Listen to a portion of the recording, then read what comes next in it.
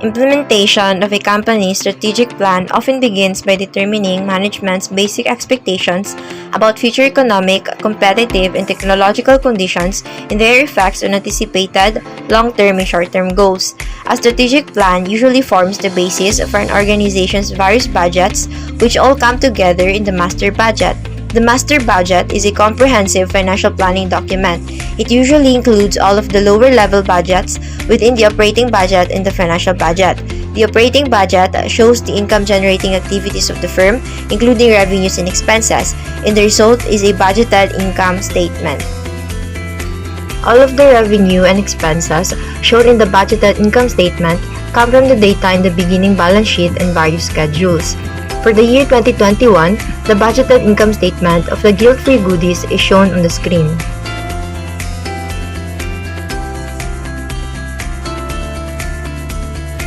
The first line item is the sales. It is computed by adding all sales for the different categories. Here we can see that the unit selling price is multiplied by the budgeted unit sale to get the total sale per dish. After that, the sales per dish were added to get the total sales per category. Lastly, the sales per category were added to get the business total budgeted sales for the year. A detailed explanation of how sales were computed will be discussed later using the sales budget of Keto-Friendly Lunchbox. The next item is the cost of goods sold. This can be easily computed by multiplying the budgeted unit sales and unit product cost, and then add all of them to get the total cost of goods sold of the business. Again, the detailed discussion of this computation will be further explained later using the sales budget and ending finished goods inventory budget of the Keto-Friendly Lunchbox. And then to get the gross margin, simply deduct the total sales in the total cost of goods sold.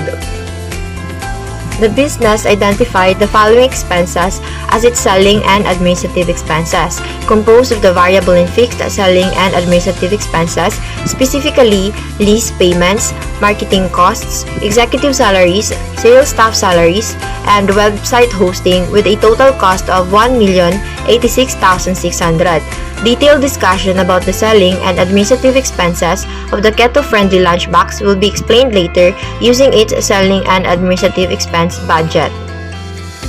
The difference between the gross margin and selling and administrative expenses is the net operating income of 2,243,124, which is used as the basis for the income tax expense for the current taxable year.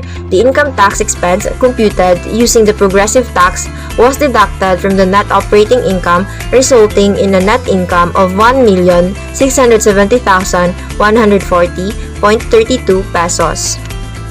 Now, using one of Guilt-Free Goodies menu items, we will illustrate how the figures in the budgeted income statement is obtained. One of the diet plans that the business offers for weekly subscriptions to its customers is the Keto-Friendly Lunchbox. Each subscription sells for 2,300 pesos. The following is the budgeted unit sales that the business has for 2021. In total, the business expects to sell 550 keto-friendly subscriptions for the year. To create the sales budget, we need only to multiply the budgeted unit sales by the 2,300 peso selling price. Expecting to sell 550 subscriptions of the meal plan costing 2,300 per subscription, the business expects to earn 1,265,000 pesos from this menu item. Operating budgets, such as what we are making, ordinarily cover a one-year period with respect to a business's fiscal year. It has also been customary for businesses to divide their annual budgets into 4 quarters. To know the quarterly sales budget for this menu item, we need only to employ the same method of multiplying the 2,300 selling price by the budgeted unit sales, this time by the budgeted unit sales per quarter. Accordingly, the budgeted sales in peso for the first quarter is 299,000, 368,000 in the second, 322,000 in the third, and 276,000 in the fourth. Next, let us create the schedule for the expected cash collections for this menu item. For the policies of Guilt-Free Goodies, diet meals must be paid in full upon subscription. It is with this that no sales are made on account. Hence, the expected cash collections per quarter is equal to the quarterly budgeted peso sales computed earlier. Specifically, the business expects to collect 299,000 cash payments in the first quarter, 368,000 in the second, 322,000 in the third, and 276,000 in the fourth, for a total consideration of 1,265,000 cash collections for 2021. Now, let us create the business's production budget for the year ending December 31, 2021. As a food business dealing mostly with perishable direct materials, Guilt-Free Goodies desires that its ending inventory remains low at 10% of the following month's budgeted sales in units. On December 31, 2020, the ending inventory balance is good for 4 keto-friendly lunchbox subscriptions, which is also 10% of the budgeted 40 unit sales for January 2021. Let us first create the production budget for the first quarter covering the months from January to March 2021.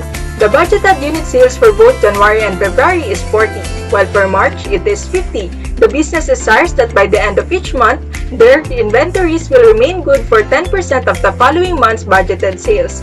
It is with this that the desired ending inventory for January is 4, since 10% of the 40 unit budgeted sales in February is 4. In February, the desired ending inventory is 5, since the budgeted unit sales for March is 50, while for March, the desired ending inventory is 6, since the budgeted unit sales for April is 60. By adding the budgeted unit sales to the desired ending inventory, we can then identify the total production needs for the month. However, the business need not produce exactly these numbers in the months under consideration, since they have a beginning inventory to cover part of their budgeted unit sales for such month. Since the business maintains an ending inventory equal to 10% of the following month's budgeted unit sales, their beginning inventories each month must be equal to 10% of such month's budgeted sales. Accordingly, the beginning inventory for the months of January and February is 4, while for March it is 5. By subtracting this to the total production needs we identified earlier, we can then determine how much should the business produce that month to cover their budgeted sales and achieve their desired ending inventory. Meanwhile, to identify the production budget for the quarter, the budgeted unit sales should be the total of all budgeted unit sales for the months of January to March. However, the value of the desired ending inventory to be added to the total budgeted sales for the quarter should be the value of the desired ending inventory for the entire quarter, which is 6. Same goes with the beginning inventory that should be deducted from the value of the total production needs for the quarter. It should be the value of the beginning inventory for January, since it is at this month that the quarter began. It can then be determined that the required production for the first quarter is 132 units. The same method is applied to compute for the required production in quarters 2 to 4. Then, after performing the necessary computations, we can then make a schedule of the production budget for the entire year. In the total column, the desired ending inventory for the year should be the desired ending inventory in December, which is 6, while the value of the beginning inventory should be the value of the beginning inventory in January, which is 4. Accordingly, the required production for the keto-friendly lunchbox in 2021 is 549 units. Direct Materials Budget. GFG's Direct Materials Budget presents how much materials are required for purchase to satisfy the production budget. But before that, we need to take note of the following information. One keto-friendly lunchbox of GFG contains 100 grams of materials, and at the end of each quarter, materials on hand are 5% of the following month's materials required for production. To get the total materials needed for production, required production units is multiplied by the direct materials per unit. So for quarters 1, 2, 3, and 4, GFG's total materials needed for production is 13,200, 15,800, 14,100, and 11,800 respectively.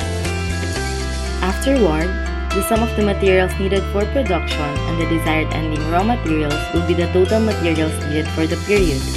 Take note that the ending desired raw materials is based on the information that materials on hand at the end of each quarter is 5% of the following month's materials required for production, which can be found in the previous slides. Subtracting the materials needed for the period with the beginning raw materials will give us the total materials to be purchased for each quarter. For quarters 1, 2, 3, and 4, the total materials to be purchased will be 13,310, 15,715, 13,985, and 11,850 respectively. Expected cash disbursement for materials. This is a schedule of the expected cash payments to suppliers for each quarter. The expected cash disbursement for materials is anchored with the following information. GFG pays 1.25 per gram for its ingredients and pays purchases within the month of purchase. To obtain the total expected cash disbursement for each period, the total materials to be purchased is multiplied with the cost of materials. So the expected cash disbursement for quarters 1, 2, 3, and 4 will be 16,637.50, 19,643.75, 17,481.25, and 14,812.50. We already determined the required production in units, which is from the production budget.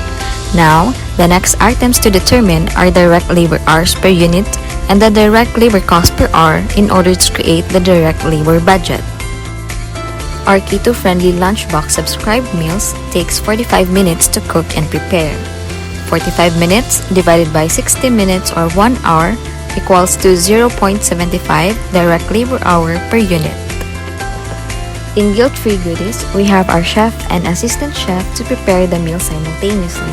Hence, the total direct labor hours per unit is 1.5 hours. In quarter 1, 132 units are required in the production. Multiplied by 1.5 hours equals to 198 direct labor hours needed. Applying the same computation to quarter 2, 3, and 4, the total direct labor hours needed will be 237 hours, 212 hours, and 177 hours respectively. Total of 824 direct labor hours needed for the year. Our chef works 9 hours per day and is paid 23,500 pesos flat for a 30-day month. In addition, playing a vital role in the preparation of these meals, he will also receive additional 25 pesos when cooking a subscribed meal. Hence, our chef's total per hour for a keto-friendly lunchbox subscribed meal is 112 pesos. Meanwhile, our assistant chef also works 9 hours per day and is paid 19,500 pesos flat for a 30-day month. Hence, our assistant chef's total per hour for a keto-friendly lunchbox subscribed meal is 72 pesos. Since our chef is accompanied by our assistant chef in preparing and cooking the meals, the total direct labor cost per hour is 184 pesos. To get the total direct labor cost per hour, the total direct labor hours needed will be multiplied with direct labor cost per hour of 184 pesos. In quarters 1, 2, 3, and 4, the total direct labor cost per hour is 36,432 pesos, 43,608 pesos, 38,916 pesos, and 32,568 pesos respectively. Total of 151,524 pesos for the year. The direct labor budget is essential for us in Guilt-Free Goodies since it shows the direct labor hours required to satisfy the production budget. By knowing in advance how much labor time will be needed throughout the budget year, we can develop plans to adjust the labor force as the situation requires. We already determined the budgeted direct labor hours, which is from the direct labor budget. Now, the next items to determine are variable manufacturing overhead rate, fixed manufacturing overhead, and depreciation to create the manufacturing overhead budget. The basis of variable manufacturing overhead rate is the yearly bill and yearly order for the subscribed meals, which are derived from our break-even point analysis.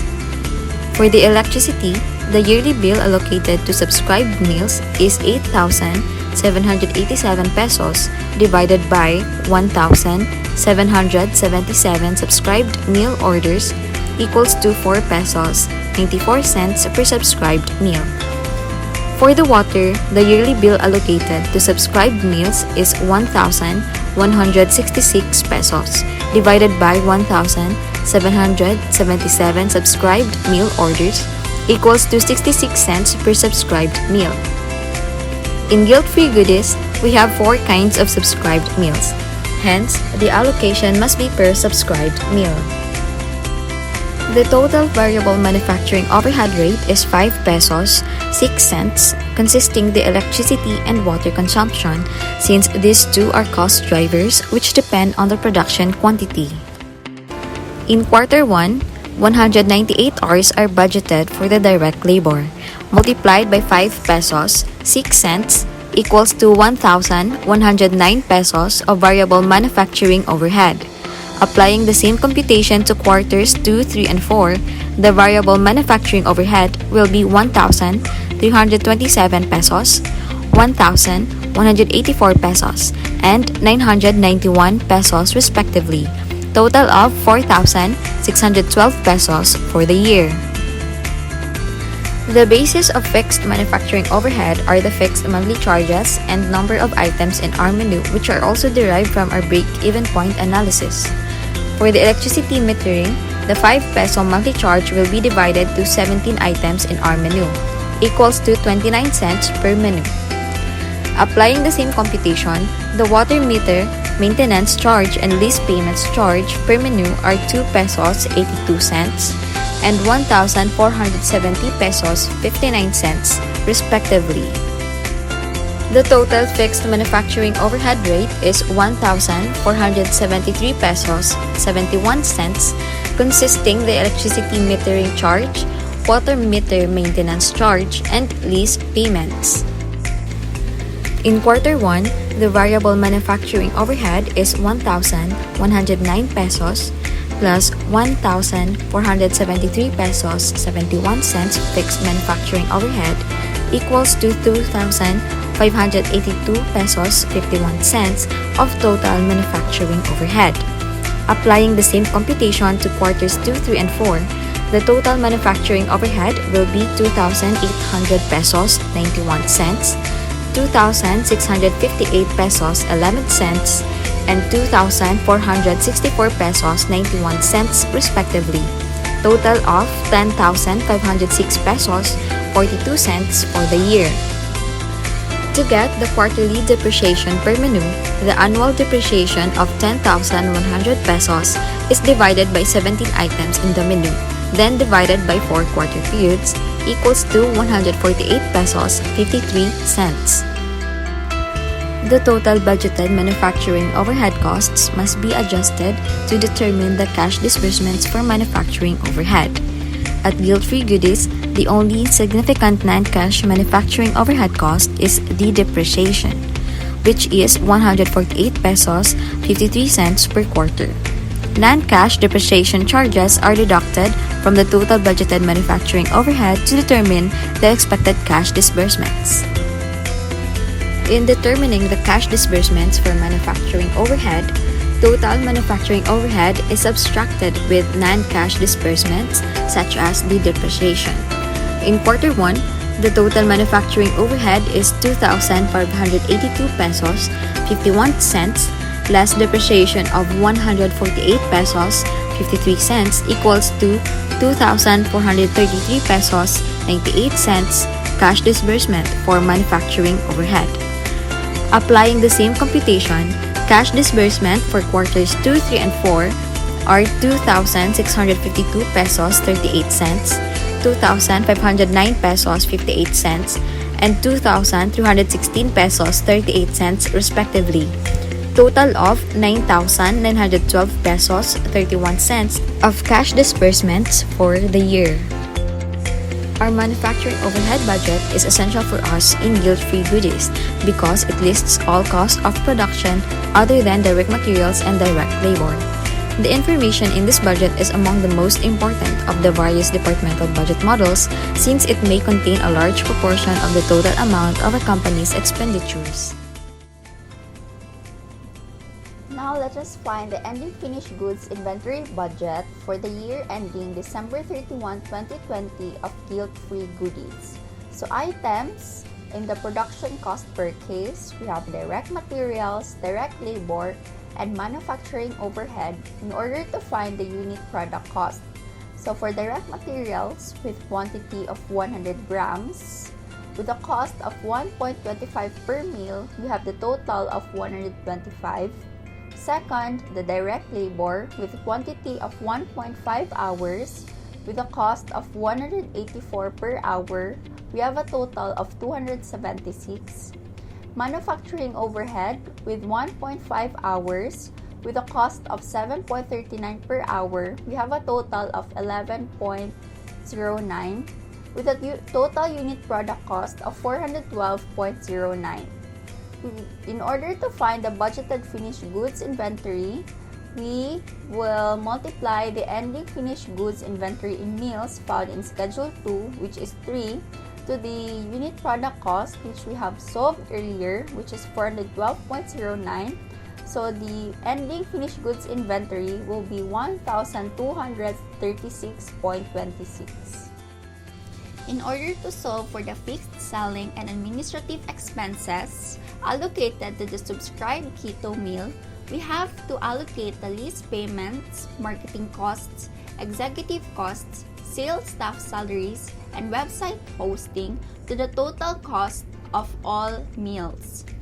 So lease payments with a total cost of 300,000 for the year, marketing costs 194,400, executive costs 246,000, sales staff salaries of 300,000, and website hosting of 30,000. We will now multiply this to the sale of subscribed meal divided by the total meals. So 1,776 divided by 14,280. The total will be 37,310.92, 24,177.48, 30,594.96, 37,310.92, and 3,731.09 respectively. Now, we will multiply this to the keto divided by subscribed meal of 576 divided by 1,776 with a total of 12,100.94, 7,841.34, 9,922.69, 12,100.84, and 1,210.08 respectively. So for the 550 orders budgeted for 2020, we have 11,554.62, 7,487.39, 9,474.79, 11,554.62, and 1,155.48 respectively. Now we have to find the selling and administrative expense budget for the year ending December 31, 2020 of guilt-free goodies. So we will acknowledge the 4 quarters in order to find the total cash disbursements for selling and administrative expenses. First is we have to find the variable selling and administrative expense. So our budgeted sales in meals, which we've solved in Schedule 1, is 130 in the first quarter multiplied to the variable selling and administrative expense per meal of 3.91.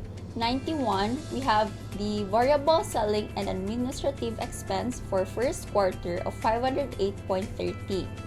Next, for the second quarter, we have budgeted sales of 160 times the variable selling and administrative expense of 3.91. We have a total of 625.60. On the third quarter, we have budgeted sales in meals of 140 with a variable selling and administrative expense per meal of 3.91. We have a variable selling and administrative expense of 547.40. And on the fourth quarter, we have budgeted sales in meals of 120 with a variable selling and administrative expense per meal of 3.91.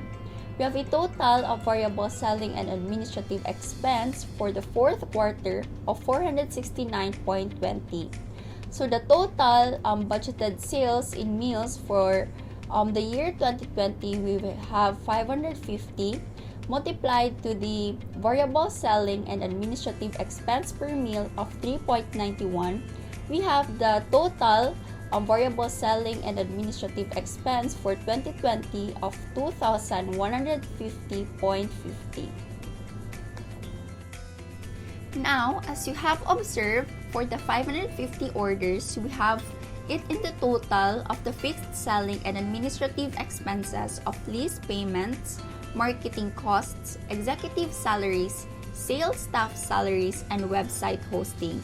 So the total will be divided into 4 quarters, which we have 2,888.66 for lease payments, marketing costs 1,871.85, executive sales salaries 2,368.98, and sales staff salaries 2,888.66, and website hosting for 288.87, with a total fixed selling and administrative expenses of 10,307.02 for quarter 1, 2, 3, and 4, with a total for 2020 of 41,228.08.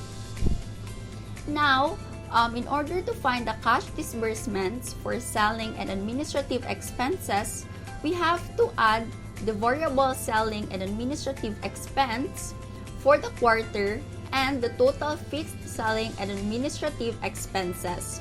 So for the first quarter, 508.30 plus 10,307.02, we have total cash disbursements for selling and administrative expenses of 10,815.32.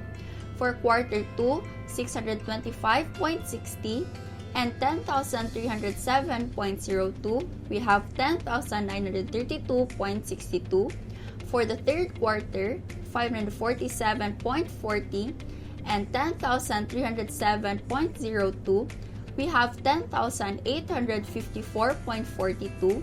And for the fourth quarter, 469.20 and 10,307.02, we have 10,776.22.